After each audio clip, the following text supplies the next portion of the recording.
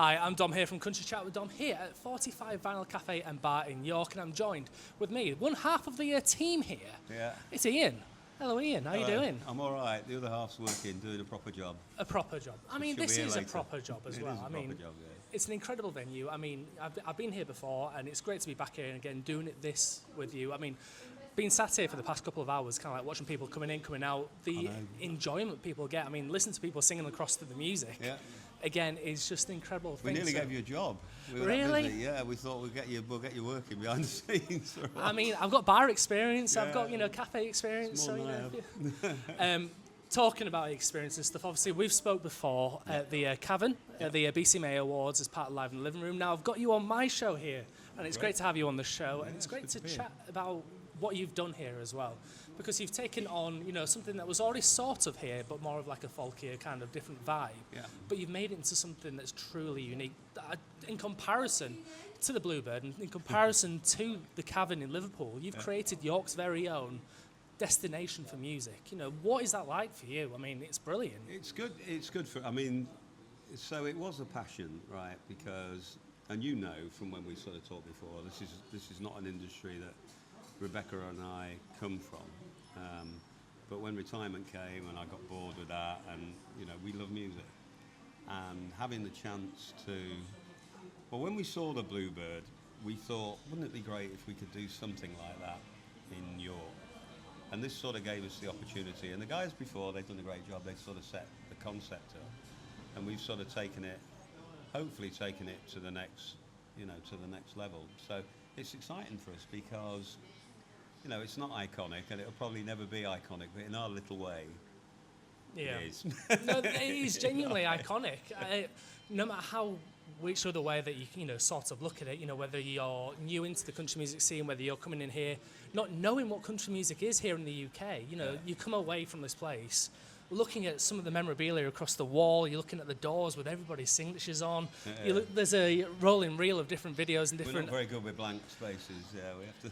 You really do utilise everything, and it's just so well done here. It is a vibe, as they say these days. It is, and honestly, when it came, I suppose when we knew that we'd done something that was good, when we were in Nashville recently for the festival, and some guys came up to us there, and Americans looking after bands over there, and they'd actually heard of the place. Yeah. And that made it very special when somebody, it's You don't expect almost. It's one thing getting the American artists over here playing, but when you're over in Nashville and somebody says, "Oh yeah, we've heard of this little cafe in York," that was really special. Yeah, mad but really special. I mean, there's so many places, particularly around America and Nashville. In particular, you've got your Whiskey Jam, and you've got your listening room cafes. You've got obviously the Bluebird, that's iconic. Here, it is the 45. I know we've got like the Barbican here in York. You've got places like Humford Tavern. There's places down south such as Little Nashville, but up here in the north of the UK, in Yorkshire, this is the number one place to come to. I mean, it is a destination in its own right.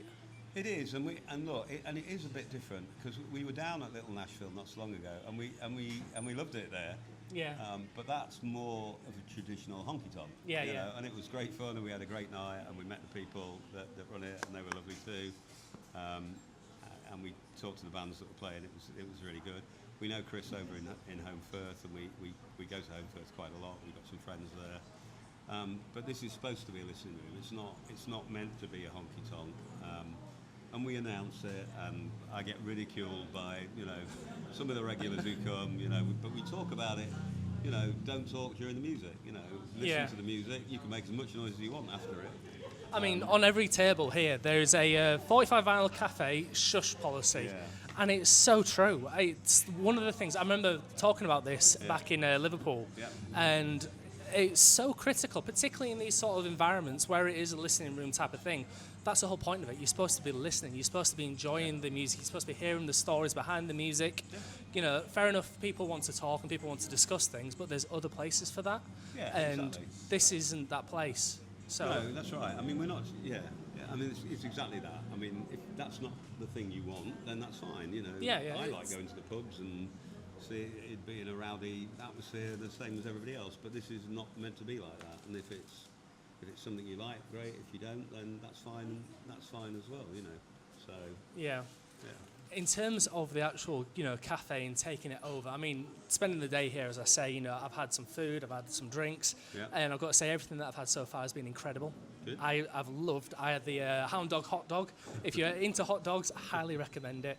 But everything here, I mean, watching people getting like the toasties and stuff in different tables and seeing the actual enjoyment here is just amazing. What's it like, taking over? Obviously, because when you take over something like a cafe and you take over like a listening room type thing, there's certain expectations that you have in your head. Yeah. What has those expectations been like for you then? Have they kind of like met, exceeded? Have there been challenges that you've faced that you didn't think you'd be facing? Well, it's definitely harder than I thought it would be. Yeah. Yeah. I suppose I came from a corporate background and thought, well, running a little cafe in York, how hard can that be? Yeah. But it's definitely harder than I thought it would be. I can imagine there's certain unique challenges. I mean, even from the day-to-day ordering of certain foods and whatnot, making sure everything's stocked up. And Absolutely, yeah. And, in the old days, being able to ring up and say, oh, this has gone wrong, I need it fixing, send somebody to do it. Now it's, Ian, this is broken, can you go and fix it? So it's more testing my DIY skills. But jack of all trades. Exactly, yeah. And the food itself, we haven't got a massive kitchen, so the food choice is small, but we're trying to do simple foods well. Really. That's the trick, I think. That's the great thing. I mean, the variety of foods, and you're just going off the top of my head from the menu, there was like tacos, grilled cheeses, the hot dogs. There's just such a variety of different simple things, but it's just absolutely incredible. And like I said, there's a massive TV that has a rotating like menu and drinks menus. With some spelling mistakes on, apparently, that we've now found out. But yeah, there was one or two. Now, one quick mention and one quick shout out is to Will. I want to obviously give him a big shout out here because watching him running around today. He's running off, isn't he, Will? And he's just incredibly talented. And he is. We are lucky. And I tell you what, one of the most pleasing things, and he'll run away with this, but some of the local talent we've got is really good. Yeah. But we're bringing in people from Nashville and from the wider US and from the wider UK as well that are recording artists, They're used to playing in bigger venues. But, we're giving people like Will the chance to, and he headlines in York anyway, but to play with some of these people. Yeah. And talk about his music. And, he's supported Harper O'Neill, right?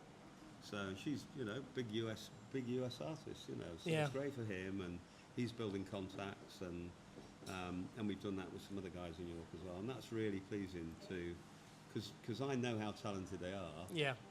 And we just have to give them an outlet for that talent. You see, I've not actually listened to Will play yet, so I'm hoping, at some point in the future I get to actually. When we shut the door, he will not want to do this, but when we shut the doors tonight, we'll get him to play something for you. Oh, genuinely can't wait. But yeah, I mean, another member of your team that is just off camera as well is Hendrix. Hendrix the cockapoo. Yeah, cockapoo's are funny. They don't like being alone, so he likes being here. He has been known to actually sit next to one of the artists when they play, which freaks him out a little bit, actually. But he'll look up at them, especially if he's seen them before.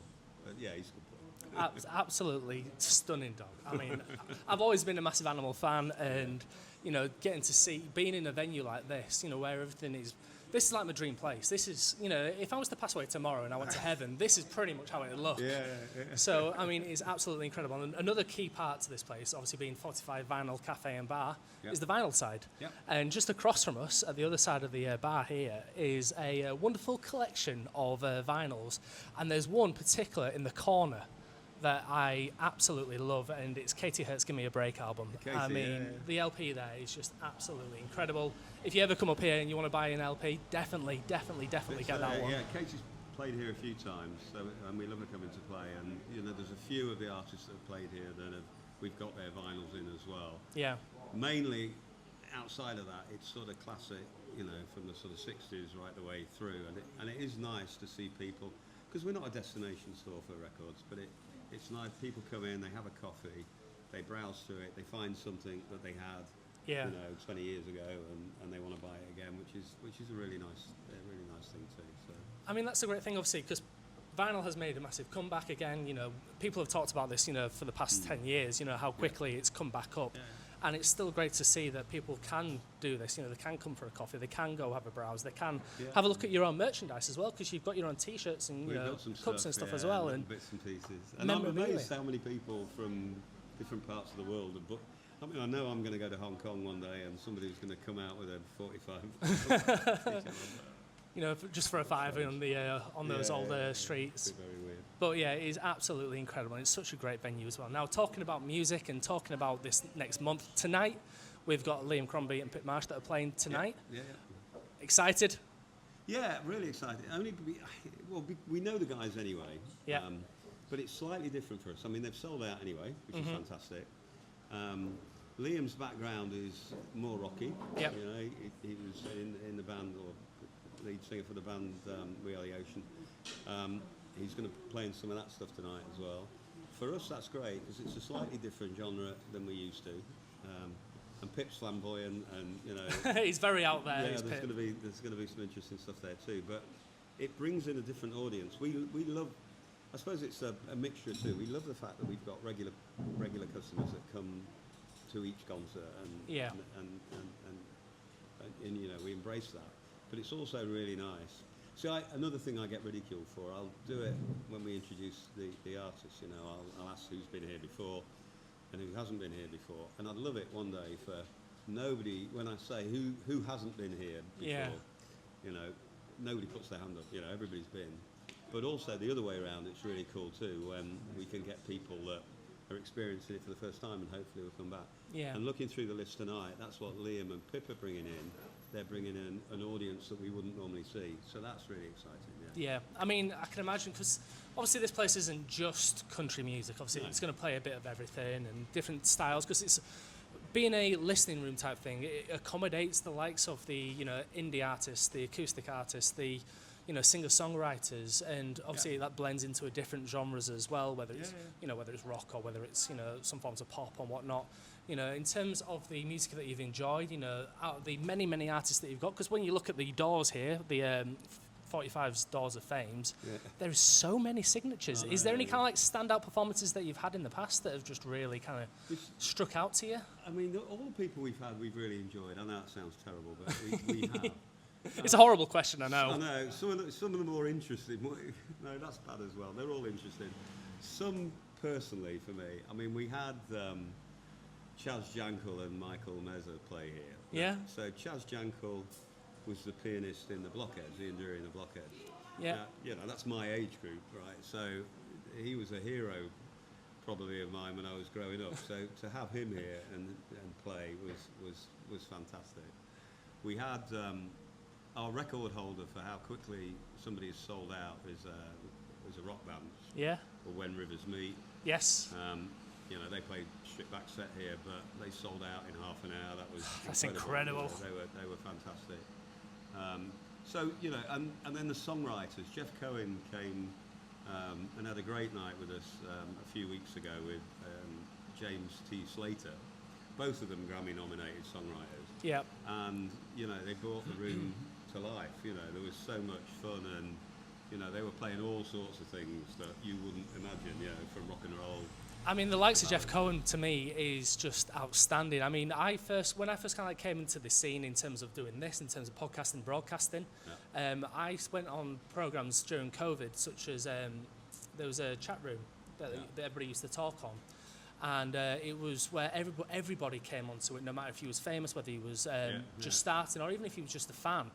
And Jeff was one of the people that used to go on all the time, and becoming friends with a lot of them was just, to me, just out of this world. And the amount of knowledge he has, particularly in, you know, in terms of songwriting, in terms of the production side of things, as well as being a musician as well, it's just, again, so much talent. And looking at the door earlier, looking at the Doors, there's a couple of names that stood out to me, the likes of Eddie Smith and the 505. Yeah, they were You know, fantastic. just absolutely insane musician is Eddie. And then Twinny, who's gone over to Nashville as well, and absolutely killing it over in Nashville. And just so many talented people. Gasoline the Matches, you know, Sally and Steve, just, again, And Twinny amazing. was one of the first people we had in here, she certainly was the first person to sign the door. I think she probably thought this is ridiculous, and then now people want to do it, which is lovely. So She's led the direction. It's brilliant. but we had a guy called Trick Savage in as well. He made me cry. That was interesting. So Trick was he's a songwriter, and he writes a lot of songs for Ashley McBryde, who I'm in love with anyway, Yeah. as you know, and Rebecca's aware, so that's all right. But he played a couple of her songs, and Yeah. floods of tears really. So that was lovely too. In terms of artists that you haven't had here yet, then who's your kind of like dream artist to bring to the 45? Yeah, I'll probably. Other than Ashley McBryde. Yeah, I probably told you. Ashley McBryde, definitely. I would love to see here. Brothers Osborne, we'd love. Yeah. Just as a little acoustic set. Yeah, not just with a big band. Very quaint and very just Yeah, in the love corner, that. just strumming along. And then a guy called Jarrett Reddick, Yes. who, as you know, lead singer from Brawley for Soup, but has now released a country album, and I've followed them for years, so I'd love to get Jarrett. So Jarrett, Ashley, Brothers Osborne, no chance. We'll keep trying. You never know, do you? Well, that's it. I mean, again, I can't say it enough. This place is genuinely fantastic. Behind us here, we've got a full wall of different artist posters as well, all signed to you guys. Yeah, they've all played. All the people on that wall have played here. And the one that's just in the centre, which is just, if I can try and point to it, I think it's this one here, is Willa May. She's the lead singer of Diamonds and Whiskey. Yeah. Again, another artist from the Carolinas, and Yeah. absolutely amazing performer. Yeah. She's more on the rockier side as well, Yeah. more like a swamp country, I'd describe it as That's well. a good way of describing it. They smashed it. They absolutely smashed it when they came in. It's just fascinating. The amount of time she's coming to the UK now as well is just wonderful to see. There's Michaela Fredrickson and Amelia Quinn, the likes of Two Ways Home. There's just been such a variety of artists here that have come to 45. All I can do is just doff my hat and say, thank you for keeping, live music alive. No problem. I mean, Matt Hodges, right in the top corner, you can't see it on the camera, but he's on his poster, he puts support live music, and it's one of his regular quotes. He wears vests and T-shirts supporting that. Yeah. Because one of the things here in the UK, as everybody knows, is live music is on the decline. The venues are shut in, there's been pubs that have been shut in, and I know there's things in place that the government's trying to do in terms of supporting grassroots venues and stuff like that. Yeah. In terms of yourself and the business, how has that been for you in terms of... It's difficult. It's a really big balancing act, and there's lots of plates spinning all of the time. I mean, I've retired, so I've got a pension. This is a hobby. Without it being a hobby, it would be really difficult. But the fact that it's a passion, and it's something that we think we have a business plan to deliver what we want to deliver out of it, then that's good. But it isn't easy. Yeah, no, I can totally imagine. I mean, the plenty of venues around the UK. Obviously, artists have control in somewhat the price of tickets and whatnot. I was watching Katie Hurt at other venues, and she was charging no more than £15. Obviously, booking fees is different, because that's up to the venue in terms of the ticket sales. But in terms of actual tickets, the likes of £15-20 isn't that much. Obviously, it can be quite a lot if you've got no money, then you've got no money to spend, which is fair enough. And that is what the current situation is like, these days. I mean, last month I had basically nothing. You just kind of like live by the means. I mean, we need to sell it out. That's the thing. As long as we can sell it out, or get close to it, and people spend behind the bar, then that's great. So that's kind of where we are, and the beauty of this place really is. And the guys set it up before, to be honest. It's the fact that it's multiple businesses. Yeah. So we do sell records, and we do very well with the records. We do sell beer and spirits. We do sell tea and coffee. We do sell food. Yeah. As well as tickets and merchandise and all that sort of stuff. So all those different elements fit together to make the business plan work. If we didn't sell the records, there'd be a big gap. Yeah. Perhaps we should sell, I don't know, perhaps we should sell musical instruments. No. There's only Will that can play them, so it'd be no good. I mean, Will is a very, very talented guy, so, I'm sure he could pull it off. Sell a few, But it is such a beautiful venue. You know, thank you so much, Ian, for having me here. You know, thank you for everything that you do for country music here in the UK, as well as music as a whole. Yeah. And everybody, please, if you have the opportunity to watch live music, if you have the opportunity to visit venues such as the 45 Vinyl Cafe and Bar, please do, because you know, people like yourselves that watch this and buy the tickets, that's what keeps these places going. It's what brings those acts in, and it gives that, you know, the artists an extra place to perform. So please, if you can, get yourself to the events, because the likes of the American artists that are coming over, the likes of Maggie Bow and Sinead, you know, Burgess, they've all sold out already. Yeah. So, but we got lots of, and it's the first time we've ever done it. Starting really next week with a band called July and Moon. Yeah. Three girls from over in Nashville. I mean, I think we've got 8 tickets left for them. But then we've got 10 days sort of interrupted of sort of Nashville talent. A lot of UK people coming in and supporting them. But we want to sell the tickets, and we want it to. We want if all of them would sell out, it would be wonderful, you know, because then it'll happen next year, and you know, it'll happen again. I mean, that's it, because it's not just, you know, the money going towards the venue and obviously yourselves to keep this thing going. Yeah. It's for the artists as well. You know, it's about getting new fans in, it's getting new people in the door, it's getting people spreading word of mouth. You know, this is what's happening, particularly here in Yorkshire, because I've said it so many times. You know, there is stuff up here, but there's not that much in comparison to, you know, down south around London and Portsmouth and, you know, across that southern belt. But it is amazing what you do and what you've brought up here to the north. So, you know, again, you know, round of applause to yourself and Rebecca for what you've done here. Because you know, Rebecca will be here soon. I'll be in trouble. I'll have done something wrong, I'm sure. Oh, no doubt. But again, so Ian, where can we find you on like the socials? Where can we find you to get tickets? 45uk.com, and we're on Instagram and Facebook and all those things that I don't understand really. But well, that's it. I mean, social media, it's a full-time job in itself. And Rebecca's doing a lot of that on the side of the desk. So, but yeah, we hope to get some help with that as well, and we'll keep developing it. But thank you so much. Thank you, Ian, for coming on. Thank you for inviting me in here to chat with you guys. You're going to stay around tonight anyway, right? Oh, definitely. I'm looking forward to watching Liam and Pip. I mean, super excited for it. Just so you guys know, we are recording this on the 7th of August. Just so, obviously, this is going to be released a little bit later in the future. Yep. So as of right now, obviously, information on tickets and stuff is correct. But head on over to the website, check out any availability for tickets, and if there's any chance of coming to watch some performances, I highly, highly recommend it. But thank you, Ian. Thank you, everybody, for tuning in. And it's bye for now. See ya. Take care. Thank you.